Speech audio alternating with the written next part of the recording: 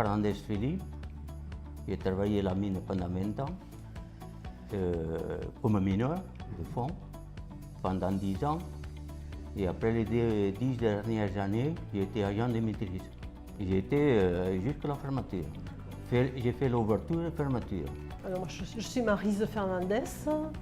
J'ai travaillé en employée de bureau à la mine de Salau, au service comptabilité pour service achat. Je suis arrivée avec mes parents en 69. Les HLM venaient d'être terminés. Alors, nous avons été logés là-haut. Mon père était chauffeur, il transportait les ouvriers de Salau à la mine, puis il descendait sur Saint-Giron pour chercher tout le matériel, marchandises et tout ça qu'ils avaient besoin là-haut. Moi, j'étais ici installé comme médecin. J'étais d'abord jeune étudiant et installé comme médecin au moment où la mine a été découverte. Donc moi, je suis M. Fernandez Lionel, gérant de la SRL Fernandez et Fils, une entreprise de terrassement qui travaille en ce moment pour les mines du Salat. Je m'appelle Jacques Soukas et j'ai travaillé comme technicien chimiste à la mine de 1977 à 1986, date de la fermeture.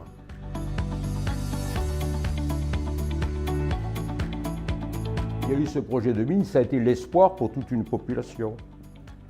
Ensuite, quand les mineurs sont arrivés, ils venaient de différents coins de France ou même de l'étranger, du Maroc, de Pologne et de France. Ils ont été bien accueillis parce qu'ils ont amené un sang nouveau et économiquement, on a vu à ce moment-là un essor de la vallée. J'ai démarré la date en 66. Il n'y avait pas de route à monter à pied depuis le village jusqu'à la mine.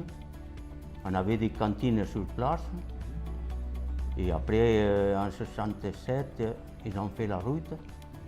Et les HLM, ça veut dire qu'on habitait sur place. Oui, c'était bien. Et après, bon, au travail aussi, moi, ça me plaisait, quoi. Le boulot que je faisais, quoi. Ça me plaisait beaucoup. L'ensemble de personnel, on était 145. On commençait donc à 7h30. J'habitais la cité minière à Saint-Roch et HLM. Et il y avait des bus qui portaient le personnel à tous les postes. Il y avait un bus dédié qui portait les gens et qui les ramenait en fin de poste. Il y avait une très bonne ambiance entre nous, on s'entendait très bien dans le bureau.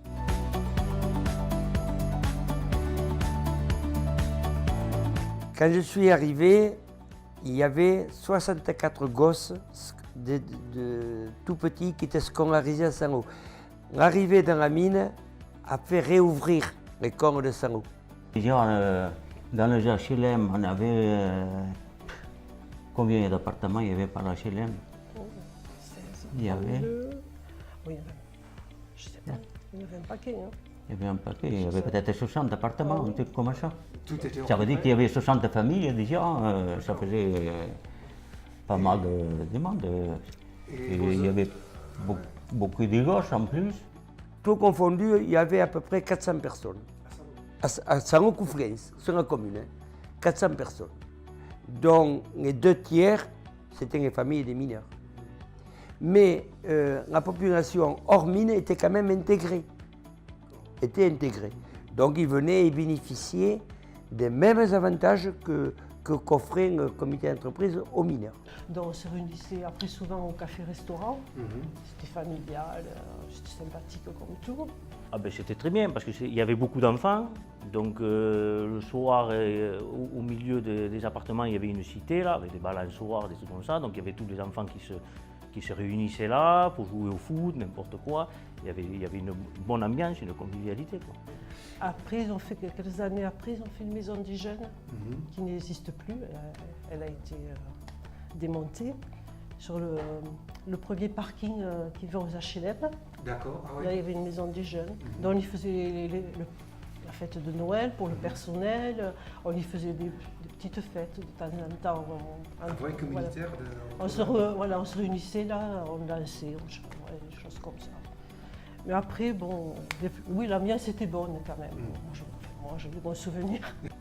Et dans cette maison des jeunes, il y avait des activités sportives, il y avait un club de judo, il y avait des activités artistique, il y avait un laboratoire photo, des clubs de danse, clubs de musique.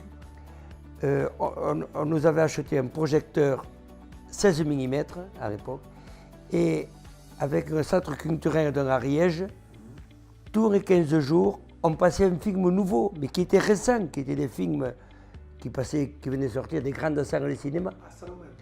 À Salon. Donc, on avait proposé à tous les habitants une programmation des films disponibles. Les gens nous répondaient en disant « j'aimerais voir tel film ». Et on le projetait dans ce club de jeunes. Et en gros, on arrivait à faire plus de 100 personnes, y compris des gens qui n'étaient pas dans la cité minière, c'est-à-dire toute la population de la commune. On avait une épicerie, un restaurant, un café-restaurant qui marchait très bien. À l'époque de la mine, on avait quand même un car qui amenait les gens à Saint-Giron, qui les amenait même à Toulouse, à Carrefour. C'était payé par la mine. Alors les gens ils descendaient de la mine, ils allaient jusqu'à Saint-Giron, à Seix et tout ça. Alors ils dépensaient, ils allaient dans les commerces et tout ça, ça marchait. À l'époque, il n'y avait pas de télévision à Saint-Lô. C'est la société minière qui a financé l'émetteur télévision de toute la commune.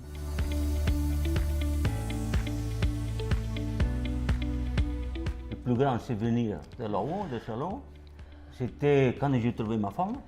Ouais, justement, vous êtes rencontrés là-bas. Ouais. Voilà, on s'est rencontrés là-haut. Alors après, on s'est mariés à Salon.